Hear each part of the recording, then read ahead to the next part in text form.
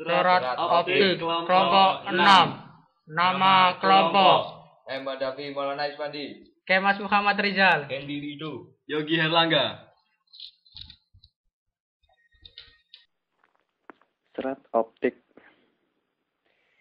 Ini adalah contoh gambar dari serat optik. Mengenal teknologi kabel serat optik atau fiber optik. Dewasa ini perkembangan dan penerapan teknologi telekomunikasi berkembang sangat cepat sekali. Secara langsung ataupun tidak langsung akan mempengaruhi perkembangan sistem telekomunikasi Indonesia. Beroperasinya satelit telekomunikasi Palapa dan kemudian pemakaian sistem komunikasi serat optik di Indonesia merupakan bukti bahwa Indonesia juga mengikuti dan mempergunakan teknologi ini pada bidang sistem pertelekomunikasi. Teknologi serat optik atau fiber optik ini akan memberikan kemungkinan yang lebih baik bagi jaringan telekomunikasi, terutama dalam hal komunikasi data. Serat optik atau fiber optik adalah salah satu media transmisi yang dapat menyalurkan informasi dengan kapasitas besar, dengan tingkatan keandalan performance yang tinggi, berbeda dengan media transmisi lainnya. Maka pada teknologi serat optik atau fiber optik ini, gelombang pembawaannya tidak lagi merupakan gelombang elektromagnet atau microwave atau listrik, akan tetapi merupakan sinar atau cahaya laser. Sistem telekomunikasi dengan menggunakan media transmisi kabel serat optik ini sebenarnya sudah sejak tahun 1982 digunakan di Indonesia. Pertama di ujung pandang antara Gedung Balai Kemanunggalan ABRI sampai rakyat dengan gedung PT Telkom, dan yang kedua adalah antara gedung sentral telepon milik PT Telkom yang berada di Jatinegara dengan sentral Gambir. Tetapi karena banyak kesulitan atau hambatan yang ditimbulkan terutama dalam hal usaha menghilangkan kotoran dalam pembuatan serat optik atau fiber optik dan sulit sekali cara pemasangannya sehingga dibutuhkan orang yang benar-benar ahli dalam hal penyambungan kabel jenis ini. Sehingga teknologi serat optik ini tidak begitu populer pada awalnya di Indonesia.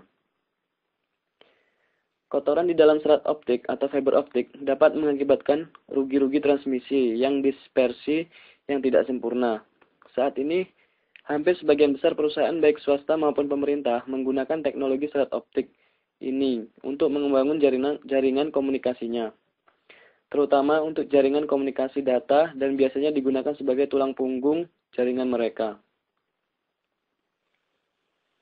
Pada masa era informasi ini, komunikasi data bisa dikatakan sudah menjadi kebutuhan bagi kita semua.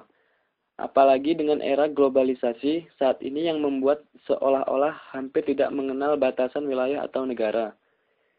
Bidang informasi juga mengikuti perkembangan era globalisasi ini. Salah satunya adalah dengan munculnya kecenderungan pemanfaatan satu jenis alat untuk penerimaan dan pengiriman berbagai jenis data.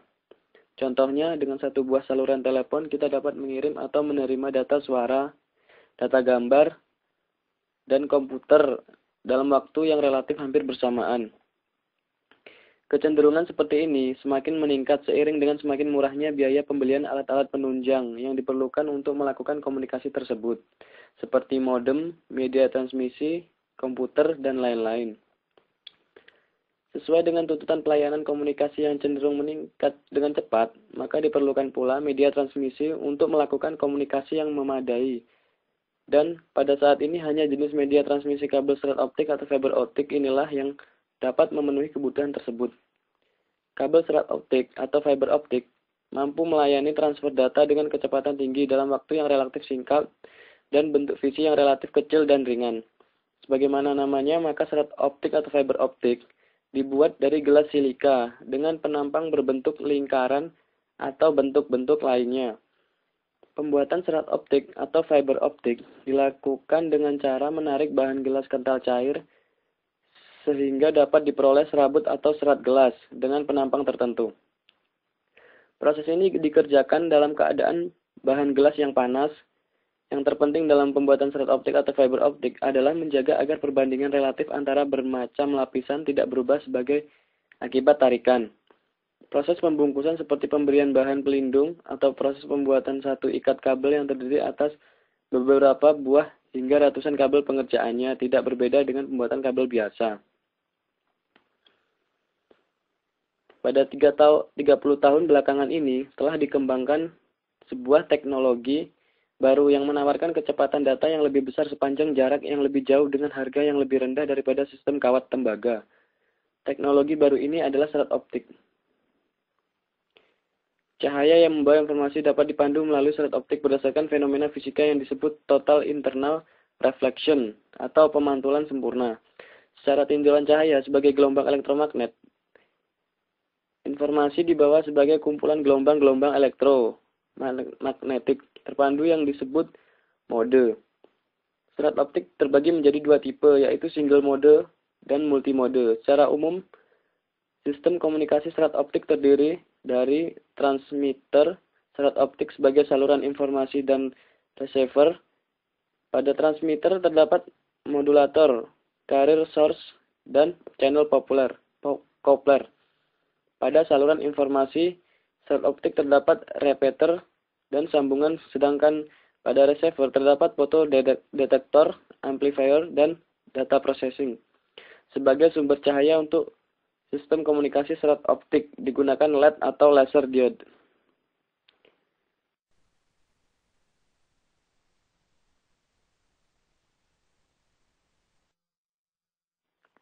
Sistem komunikasi serat optik. Berdasarkan penggunaannya, maka sistem komunikasi serat optik dibagi atas beberapa generasi, yaitu generasi pertama, mulai 1975. Sistem masih sederhana dan menjadi dasar bagi sistem generasi berikutnya. Terdiri dari alat encoding, mengubah input atau misal suara menjadi sinyal listrik. Transmitter, mengubah sinyal listrik menjadi sinyal gelombang, berupa LED dengan panjang gelombang 0,87 mm.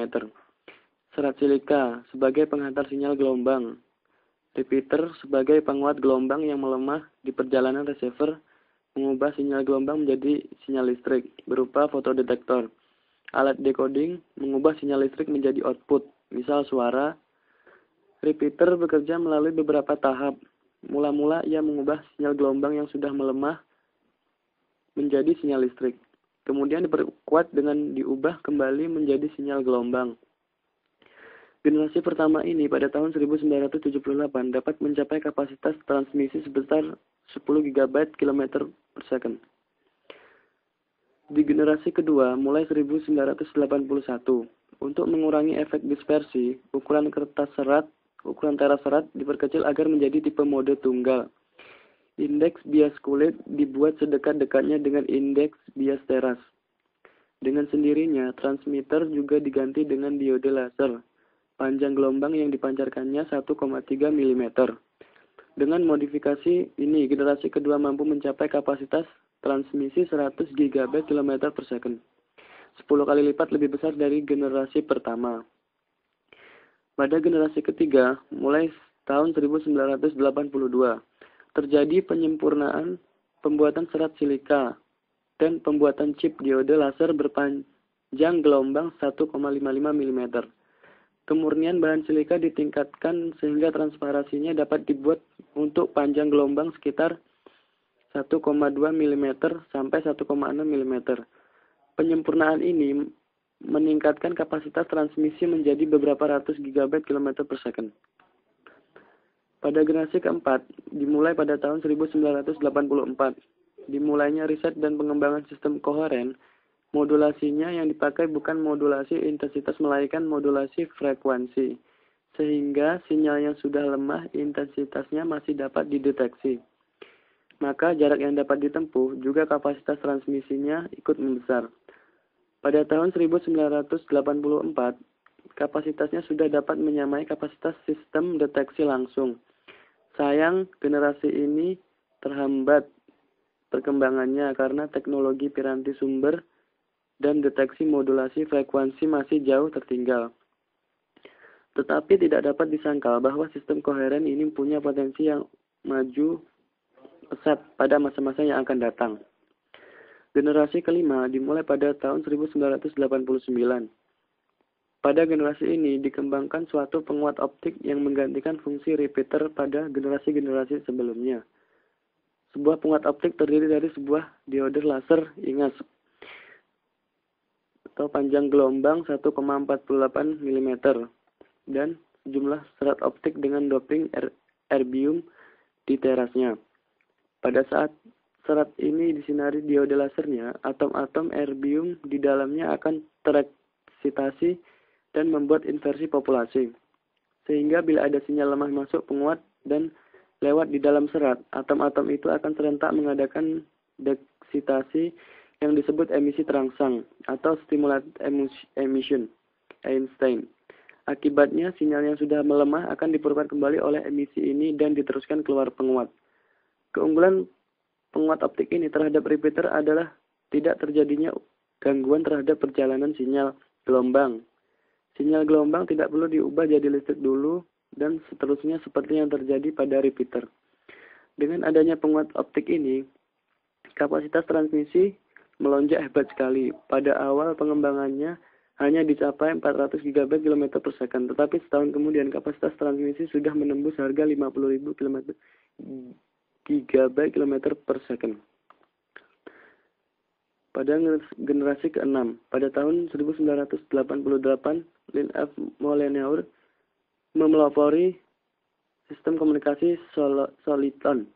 Soliton adalah pulsa gelombang yang terdiri dari banyak komponen panjang gelombang. Komponen-komponennya memiliki panjang gelombang yang berada hanya sedikit dan juga bervariasi dalam intensitasnya. Panjang silikon hanya 10-12 detik dan dapat dibagi menjadi beberapa komponen yang saling berdekatan. Sehingga sinyal-sinyal yang berupa soliton merupakan informasi yang terdiri dari beberapa saluran sekaligus. Eksperimen menunjukkan bahwa soliton minimal dapat membawa 5 saroni yang masing-masing membawa informasi dengan laju 5 GB per second. Cacah saluran dapat dibuat menjadi 2 kali lipat lebih banyak jika digunakan multiplexing polarisasi, karena setiap saluran memiliki polarisasi yang berbeda. Kapasitas transmisi yang telah diuji mencapai 35.000 GB km per second. Cara kerja sistem soliton ini adalah efek Kerr, yaitu sinar-sinar yang panjang gelombangnya sama akan merambat dengan laju yang berada di dalam suatu bahan jika intensitasnya melebihi atau suatu harga batas. Efek ini kemudian digunakan untuk menetralisir efek dispersi, sehingga soliton tidak akan melebar pada waktu sampai di receiver. Hal ini sangat menguntungkan karena tingkat kesalahan yang ditimbulkannya amat kecil, bahkan dapat diabaikan. Tampak bahwa penggabungan ciri beberapa generasi yang teknologi serat optik akan mampu menghasilkan suatu sistem komunikasi yang mendekati ideal, yaitu yang memiliki kapasitas transmisi yang sebesar-besarnya dengan tingkat kesalahan yang sekecil-kecilnya. Yang jelas, dunia komunikasi abad 21 mendatang tidak dapat dihindari lagi akan dirajai oleh teknologi serat optik. Landasan teori. Serat optik atau fiber optik adalah suatu pemandu gelombang cahaya yang berupa suatu kabel tembus pandang atau transparan, yang mana pemampang dari kabel tersebut terdiri dari 2 bagian, yaitu bagian tengah yang disebut dengan core dan bagian luar yang disebut dengan cladding. Beberapa kelebihan serat optik dibandingkan media transmisi yang lain antara lain sebagai berikut. Yang pertama, mempunyai lebar bidang atau bandwidth yang sangat lebar. Dalam sistem digital dapat mentransmisikan sinyal digital dengan kecepatan data yang sangat tinggi, sehingga mampu membawa informasi yang sangat besar. Yang kedua, rugi transmisi atau transmission loss yang rendah. Sifat ini dapat memperkecil jumlah sambungan dan jumlah pengulang atau repeater yang pada gilirannya akan mengurangi kerumitan dan biaya sistem. Yang ketiga, ukuran sangat kecil dan sangat ringan. Serat optik memiliki diameter sangat kecil sehingga mudah dalam penanganan dan instalasi. Yang keempat, kebal terhadap interferensi. Serat optik terbebas dari draw atau noise, elektrik maupun medan magnetik karena menyediakan pemandu gelombang atau waveguide yang kebal terhadap interferensi elektromagnetik atau electromagnetic interference atau EMI, menjamin kebebasan dari efek pulsa elektromagnetik, electromagnetic pulse atau EMP, dan interference frekuensi radio atau radio frekuensi interference RFI.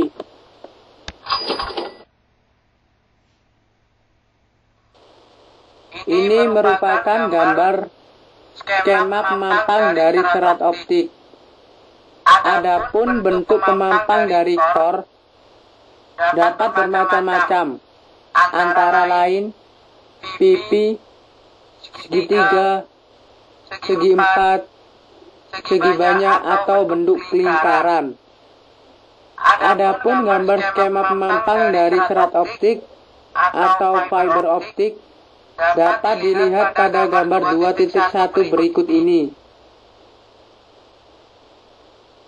Di dalam gambar 2.1 terdapat bentuk yang berbeda-beda dari core, yang berbentuk agak menyerupai segitiga yang terletak di bagian atas bernama coating, dan yang berwarna putih ini bernama cladding, dan yang berbentuk segitiga berwarna agak kebiruan bernama core.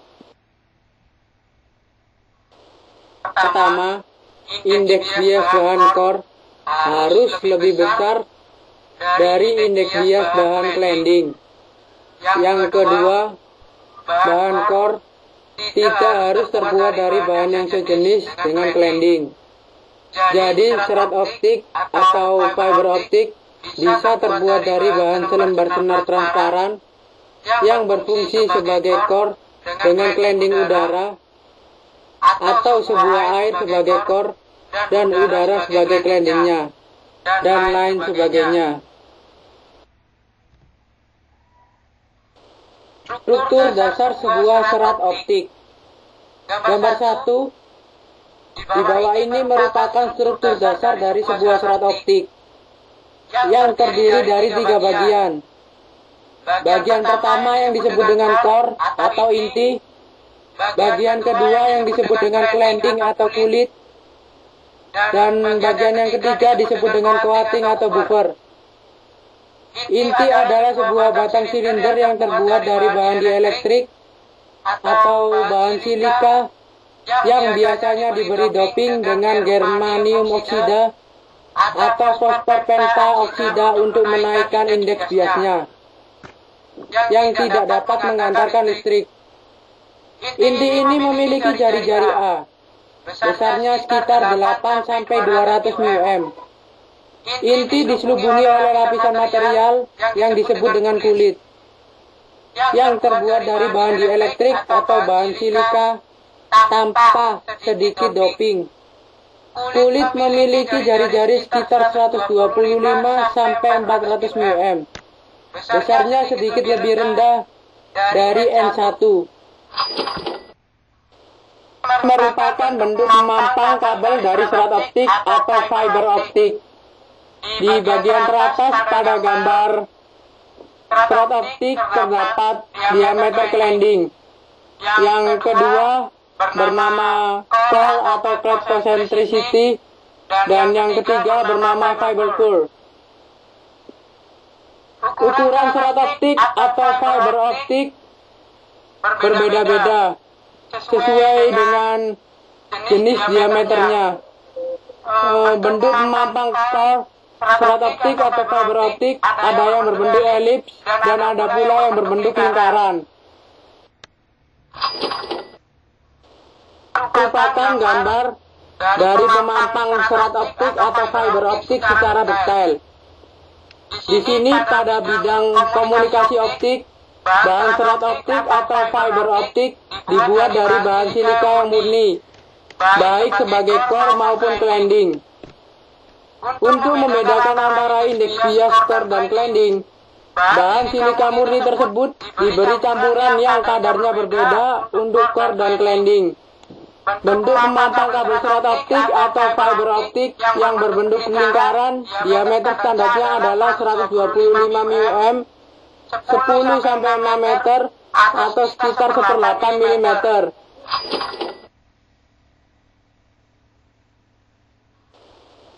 Dalam kehidupan sehari-hari, kita mengenal adanya dua tipe dasar kabel serat optik atau fiber optik, yang mana digunakan dalam kebutuhan telekomunikasi.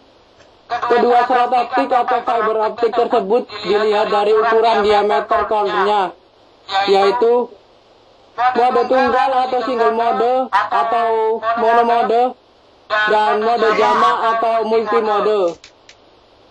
Kedua kabel serat optik atau fiber optik banyak sekali perbedaan-perbedaannya, di mana kabel serat optik atau fiber optik jenis single mode ini sangat atau lebih mahal harganya bila dibandingkan dengan kabel serat optik atau fiber optik jenis multimode. Tetapi kabel serat optik jenis single mode ini penggunaannya atau fungsinya lebih efektif dibandingkan dengan jenis kabel serat optik atau fiber optik multimode. Apabila ditinjau dari distribusi indeks bias core, kabel serat optik atau fiber optik dibedakan menjadi dua jenis, yaitu step index dan grade index. Ini merupakan kabel bitrate dan jarak repeater pada serat optik atau fiber optik. Kabel serat optik jenis single mode ini umumnya biasanya digunakan pada tempat-tempat yang jaraknya sangat jauh atau biasanya tempatnya sangat terpencil, di mana sangat sulit dijangkau dengan alat-alat atau media telekomunikasi. Dengan kata lain, jangkauannya luas dan jauh. Kabel-kabel ini didatangkan atau disusun dalam susunan dari jenis-jenis yang berbeda-beda sesuai dengan jenis bahan-bahannya. Pada umumnya, yang menggunakan kabel serat optik atau fiber optik akan mendapatkan kemudahan dalam melakukan hubungan komunikasi dan banyak memberikan manfaat dan mempunyai banyak peran penting yang mempunyai sifat khusus. Teori. Menurut ilmu optika geometri, tiap cahaya yang datang pada suatu medium optis ke medium optis yang lain, pada bidang batas kedua medium tersebut, cahaya akan mengalami peristiwa pemantulan, atau cahaya akan kembali masuk ke medium yang pertama, dan juga mengalami peristiwa pembiasan, yaitu cahaya diteruskan masuk ke dalam medium yang kedua. Yang kedua, menurut prinsip Fermat, besarnya sudut pantul akan sama dengan besarnya sudut datangnya cahaya tadi. Dan yang ketiga, menurut prinsip Celsius, apabila sinar datang dari medium optis kurang rapat ke medium optis yang lebih rapat, maka sinar tersebut akan dibiaskan cenderung mendekati garis normal. Jadi, sudut datang akan lebih besar dari sudut bias dan sebaliknya. Apabila sinar datang dari medium optis lebih rapat ke medium optis yang kurang rapat, maka sinar akan dibiaskan cenderung menjauhi garis normal, sehingga sudut datang akan lebih kecil dari sudut bias. Ini adalah gambar peristiwa pemantulan dan pembiasan pada bidang batas antara dua medium optis.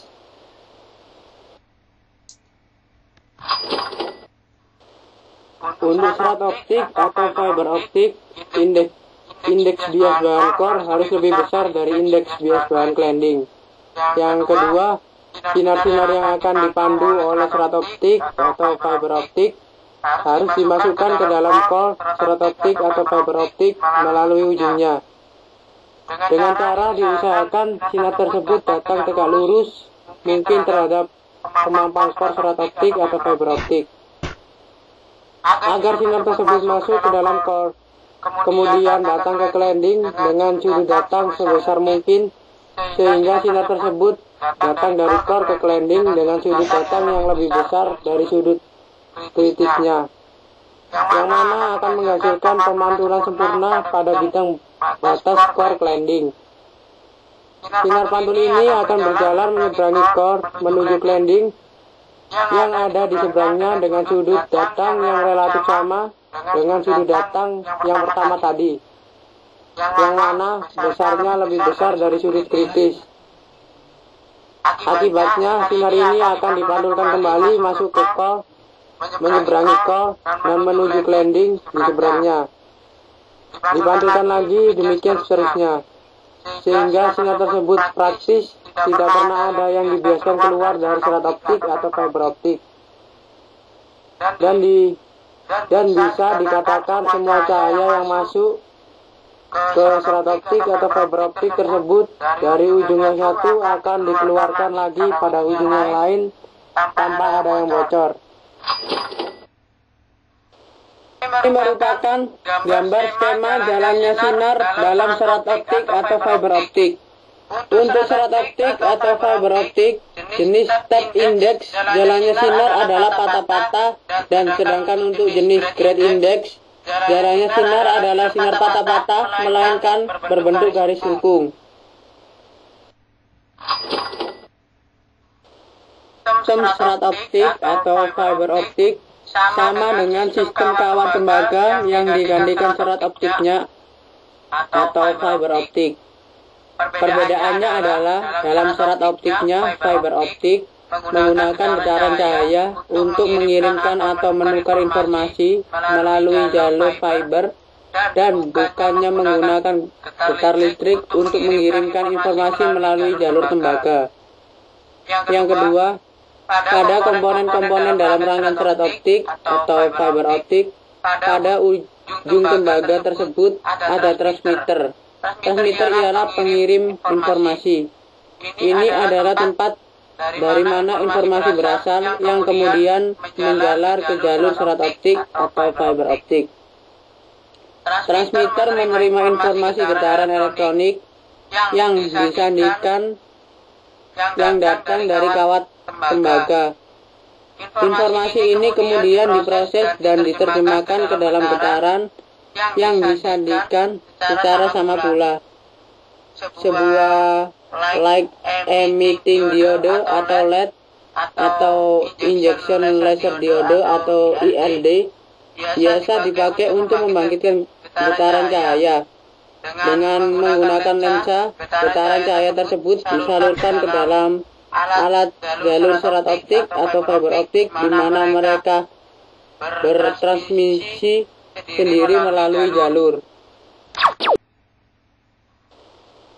Beberapa unsur yang membentuk konstruksi untaian serat optik atau fiber optik. Inti optik adalah pembawa cahaya di pusat serat optik atau fiber optik. Biasanya dibuat dari kombinasi silika dan germania yang mengelilingi inti. Inti adalah pembungkus optik yang terbuat dari silika murni. Kombinasi inilah yang memungkinkan hukum refleksi internal total yang bisa terjadi. Perbedaan bahan yang digunakan dalam pembuatan inti dan pembungkus menghasilkan sesuatu kepermukaan luar refleksi yang ekstrim pada titik di mana mereka terpadu. Pulsa cahaya yang memasuki inti fiber memantul ke inti atau tempat memandu pembungkus, lalu tertinggal di dalam inti saat mereka bergerak menyelusuri jalur. Yang mengitari pembungkus adalah bahan penyangga yang berfungsi untuk membantu melindungi inti dan pembungkus dari kerusakan. Bahan penguat yang mengelilingi penyangga menjaga supaya cover tidak melar jika ditarik. Pembungkus luar ditambahkan untuk perlindungan terhadap gesekan, pelarut, dan bahan perusak lainnya. Begitu pulsa cahaya mencapai tujuan informasi yang disalurkan ke dalam penerima optis. Fungsi pokok penerima optis adalah untuk mendeteksi cahaya yang diterima, yang menyertainya, dan mengubahnya menjadi sinyal dielektrik yang memuat informasi yang dikandung cahaya di ujung transmisi. Informasi dielektrik tersebut kemudian sudah siap untuk dimasukkan ke dalam alat-alat komunikasi elektronik, seperti komputer, telepon, pesawat, televisi.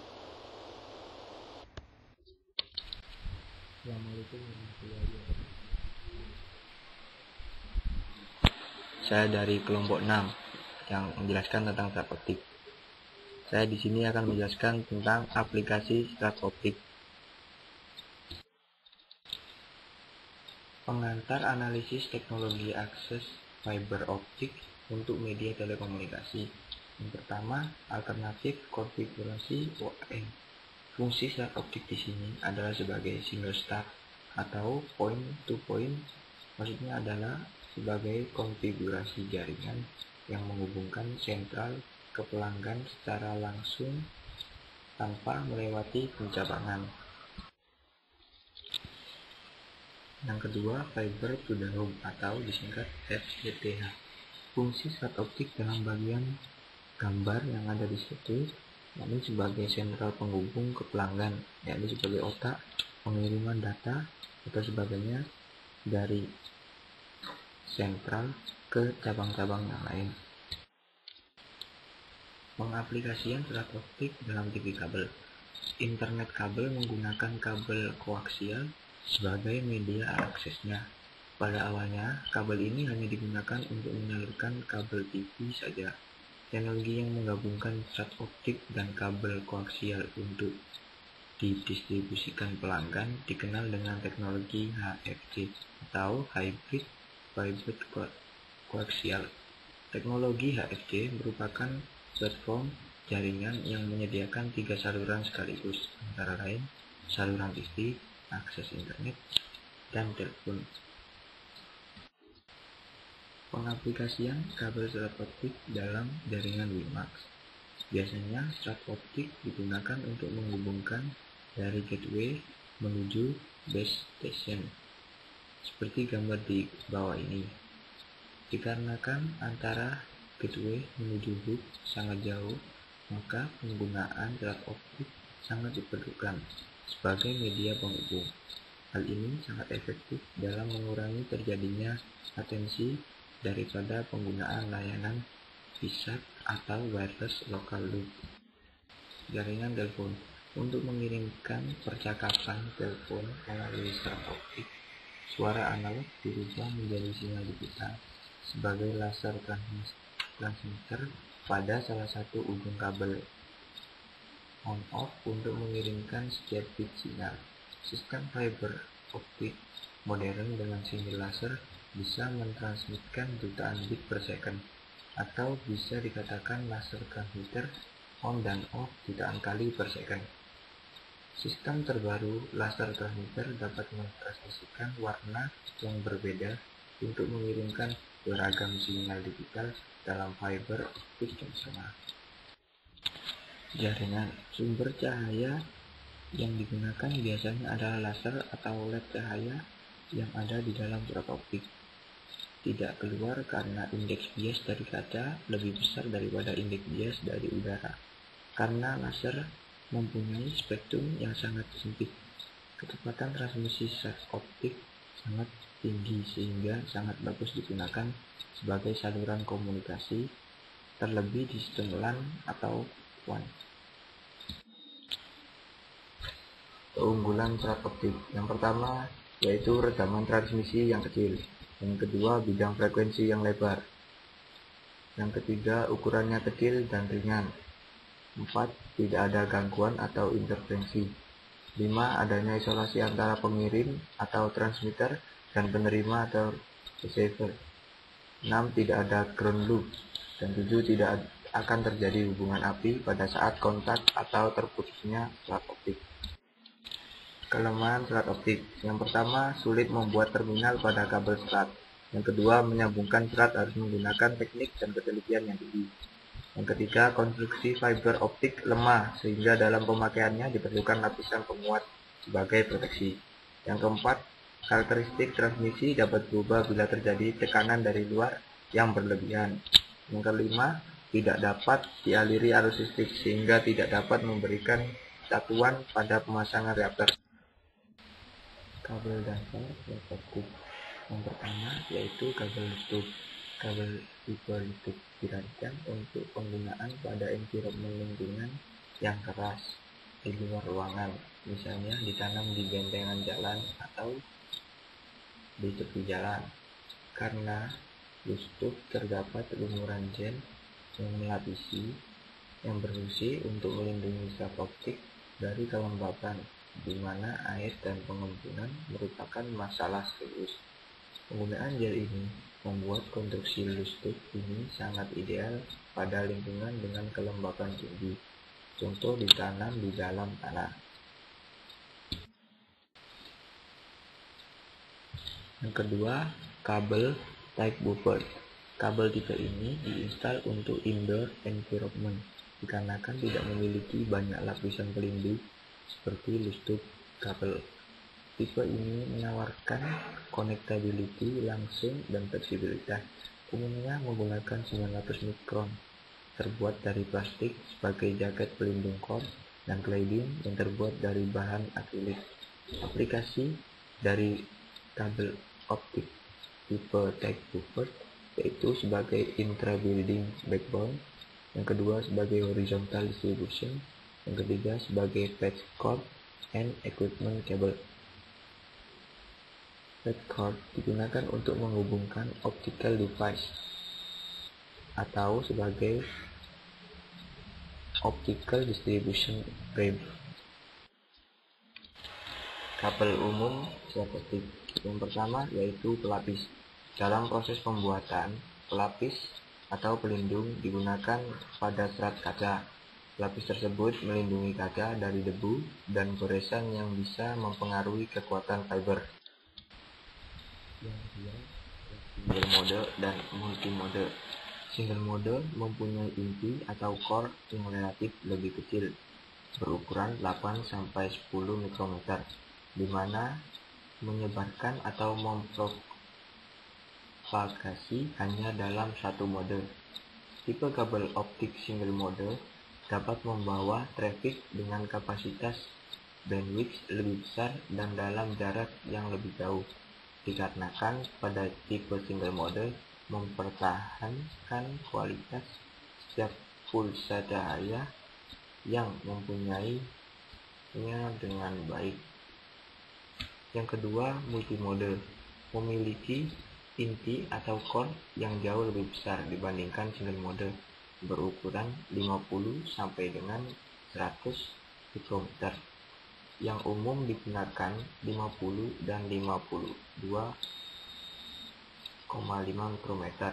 Tipe multimode merupakan ratusan sinyal cahaya menyebar atau mempropagasi melalui strap optik secara serentak.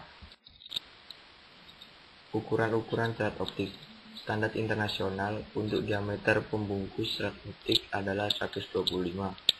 Kesesuaian ini penting supaya serat bisa pas masuk ke dalam konektor dan sambungan standar, dan memungkinkan peralatan standar dapat digunakan di dalam seluruh bidang industri. Perbedaan-perbedaan serat yang ada terletak pada ukuran intinya yang merupakan bagian serat yang mengangkat cahaya. Serat single mode standar dengan ukuran inti yang terkecil, kira-kira 8-10 diameternya, dengan kapasitas pembawa informasi yang jauh lebih besar. Serat single mode digunakan khusus untuk jarak yang jauh, lebih panjang, dan aplikasi bandwidth yang lebih besar. Serat multimode tersedia dalam beberapa ukuran inti. Ukuran yang paling banyak digunakan secara luas adalah 50 dan 62,5. Ukuran inti yang besar biasanya memiliki bandwidth yang lebih besar dan lebih mudah dipasang dan disambungkan. Yang D, step index single mode. Serat single mode didesain dengan profil slope index yang mengacu pada profil indeksnya, yang membias atau refraktif pada sayatan melintang serat. Indeks reaktif suatu bahan merupakan kecepatan rasio atau kecepatan cahaya dalam ruangan hampa, di mana kecepatan bergerak paling cepat terhadap kecepatan cahaya dalam bahan tertentu. Dalam serat single mode, cahaya terkonsentrasi dalam inti, namun ada cahaya yang bergerak di dalam bagian dalam pembungkus di panjang gelombang yang bergerak normal. diameter titik cahaya saat dia bergerak melalui serat dinamakan mode field diameter. Mode field diameter adalah parameter penting untuk menentukan kehilangan sambungnya dan daya tahan serat terhadap kehilangan benditution. Seperti halnya gambar di samping kanan. Memilih kabel. Ada banyak macam kabel serat optik yang berbeda-beda. Semua kabel tersebut ditetapkan dari jumlah serat kabel. Tipe serat kabel ada banyak, ukuran fiber, dan tipe bahan yang digunakan untuk melampirkan serat. Bahan yang dipakai untuk melampirkan serat memiliki banyak nama. Ada yang umum dan ada yang dinamai oleh produsen kabelnya dengan pertanyaan sebagai berikut. 1. Serat tipe apa yang saya perlukan? 2. Berapa banyak serat yang saya perlukan? 3. Saya ingin kabel indoor atau outdoor. Yang keempat, akankah kabel berada di lingkungan berbahaya dan harus memakai konstruksi yang kasar? Yang kelima, akankah kabel berada di dalam tanah dan membutuhkan perlindungan dari hewan pengerat atau kelembatan? Yang keenam, Anda butuh kabel standar plenum, Memphis, atau yang lain. Permasalahan-permasalahan mengenai kabel yang masih tersisa hendaknya diselesaikan oleh supplier kabel Anda setelah Anda menjelaskan aplikasi secara mendetail. Selanjutnya, saya akan menjelaskan tentang tipe-tipe kabel dalam serat optik. Kabel breakout. Kabel breakout didesain dengan susunan dielektrik penuh untuk memastikan kekebalan EMI dan tersedia dengan daftar UL-CSA OFNR-FT4 atau UL-CSA OFNP atau FT6. Kabel-kabel ini bisa ditetapkan dalam macam-macam fiber yang banyak jumlahnya dan bisa dipakai untuk penjaluran dalam gedung, di dalam bidang riset, dan di bawah lantai ruang komputer. Desain breakout memungkinkan penjaluran tunggal atau fanning serat-serat tunggal untuk keperluan pemusnahan dan pemeliharaan sebagai pelengkap golongan standar desain subunit 2,4 mm, desain golongan ringan 2,0 mm, dan golongan berat 2,9 mm juga tersedia. Kabel interconnect. Kabel untuk menginterkoneksikan peralatan tersedia dalam ukuran serat single mode dan multi mode, dan semua susunan dielektriknya menyediakan kekebalan EMI karena tersedia dalam desain 1 dan 2 serat. Kabel-kabel ini dioptimalkan untuk kemudian konektorisasi dan digunakan sebagai jumper bagi distribusi antar gedung yang radiusnya jauh. Yang warna oranye adalah optical fiber dan yang berwarna kuning adalah optical weather blocking tape, dan yang berwarna merah optical ripcord, dan yang berwarna abu-abu PE outer jacket. Kabel liquid express entry. Sistem pelapis liquid express entry didesain dengan dasar pemikiran pasar distribusi bolak-balik, di mana masuk ekspres atau serat pengakses di tengah rentangan kabel adalah hal yang biasa. Sistem pelapis liquid express entry mencapai rata-rata kerenggangan 600 pon melalui penggunaan linier bagian penguat yang dijalankan dan ditempatkan 1800 berhadap-hadapan. Polietilena berkepekatan tinggi digunakan untuk pelapis kabel supaya instalasi lebih cepat melalui koefisien friksi yang lebih rendah dan perlindungan inti. Kabelnya bisa optimum dalam lingkungan yang tak ramah. Adapun ciri-ciri kabel like with entry adalah sebagai berikut. 1. Bagian penguat dalam pelapis kabel, bukan di dalam inti kabel. Dan yang kedua, inti kabel bukan kabel. Kabel like pack. Kabel like pack terdiri dari berkas-berkas serat yang diikat bersama dengan pengikat dari benang warna-warni. Kabel ini bisa menampung hingga 144 serat dan tetap menyisakan jarak ruang yang besar dalam pembunuh inti. Senyawa penahan air didesain secara spesifik untuk kabel like pack, menambah fleksibilitas ekstra, melindungi serat, dan benar-benar melenyapkan kerugian-kerugian mikro bening. Kabel like pack berukuran CD, desain kasar, memuat pelapis polietilena, berkecepatan tinggi, dan memiliki rasio yang tinggi.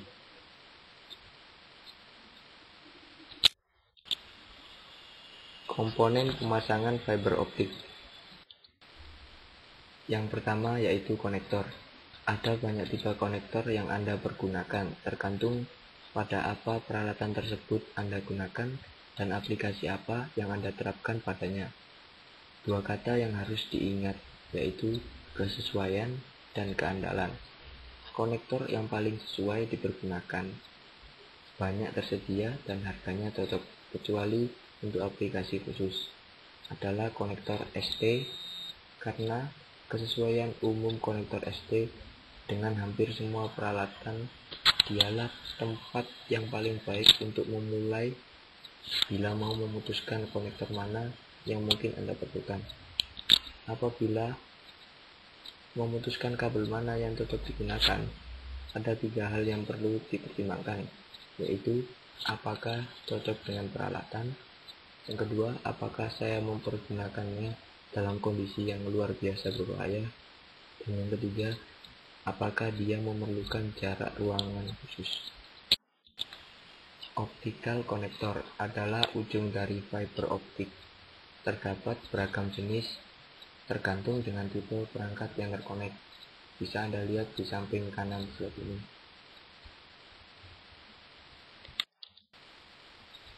Patch cord. Kabel fiber optik yang ada pada 2 sisi pada konektor. Patch cord digunakan untuk menghubungkan device atau dikenal juga dengan optic jumper. Patch cord ini mempunyai 2 pilihan, yaitu simple LC dan simple FC. SFP, Small Form Pluggable, merupakan hot pluggable transceiver, yaitu device yang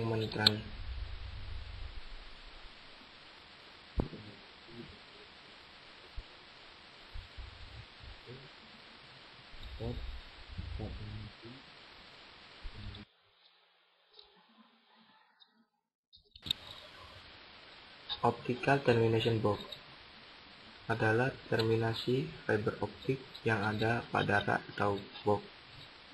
Ini adalah tempat meletakkan fiber optik yang digunakan dalam suatu ruangan. Alat sambung. Menyambungkan kabel optik dikenal dengan istilah splicing. Dalam penyambungan fiber optik diperlukan alat khusus, yaitu splicer. Terdapat 2 metode dalam penyambungan optik, yaitu fusion splicing dan mechanical splicing. Yang kedua adalah alat ukur.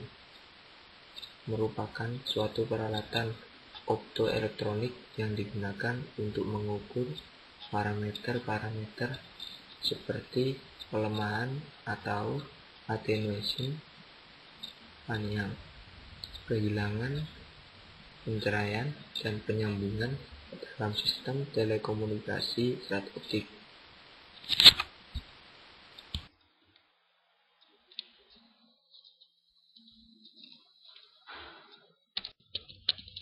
Ya, kita menuju soal yang kelima. Ketahui elemen-elemen kayak gini.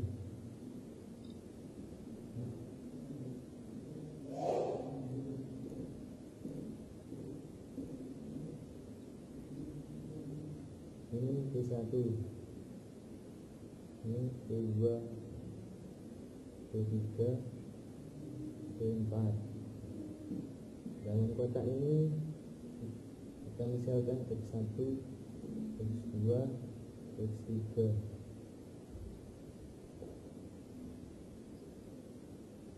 Yang masing-masing memiliki total daya -11 dB, -6 desibel, -3 desibel.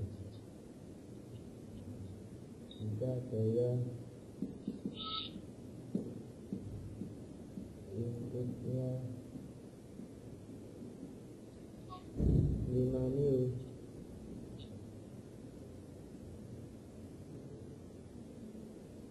tentukan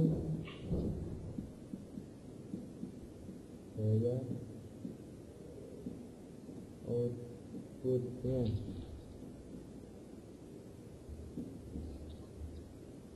Ya, ini penyelesaiannya. Jawab total elemennya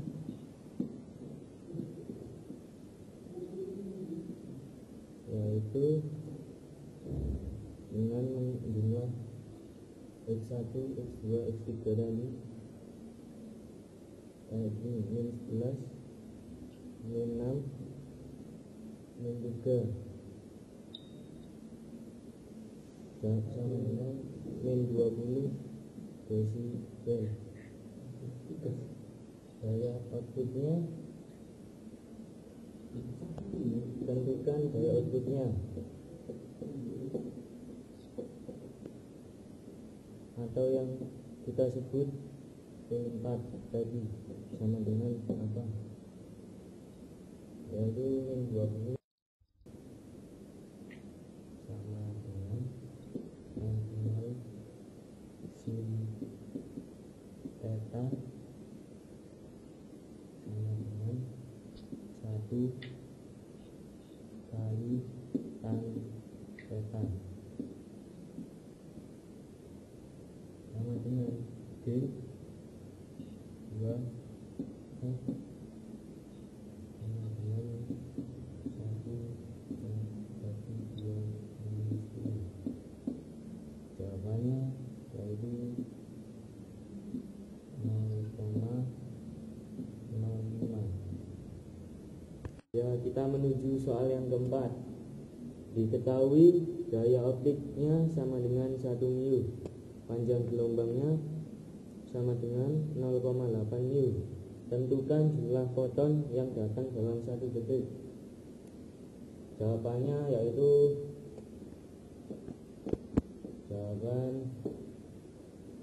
kita menemukan W dulu. W yaitu sama dengan HF sama dengan HC bagi lambda. HC-nya 6,626 dikali 10 pangkat -34 dikali 3 kali 10 pangkat 8 dibagi 0,8 dikali 10 pangkat -6. Jawabannya sama dengan 2,48 dikali 10 pangkat -19 Joule. Itu tadi W-nya. Kita menemukan WD dulu. WD sama dengan PT. kali 10 pangkat 6 kali 1 sama dengan 10 pangkat 6 Joule.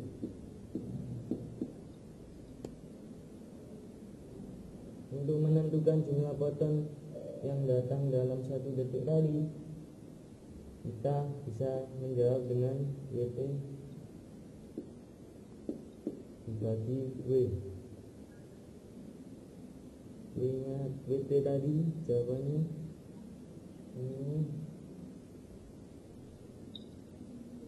pangkat 6 dibagi 2,48 kali 10 pangkat 19.